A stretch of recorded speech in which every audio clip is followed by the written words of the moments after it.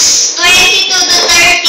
If I am God, living in the body, this will mean fruitful labor for me. Yet what shall I choose? I do not know. I am torn between the two. I desire to depart and be with Christ, which is better by far. But it is more necessary in you that I remain in the body. Convinced of this, I know I will remain and I will continue for your progress.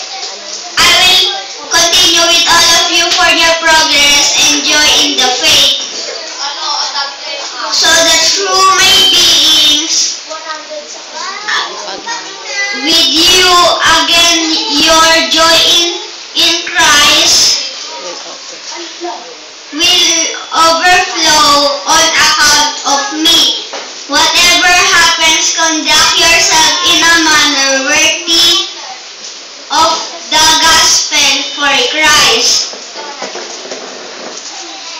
Then whether I come and see you or only hear about you, your absent, I will know that you stand firm in one spirit, contending as one man for the faith of the gospel.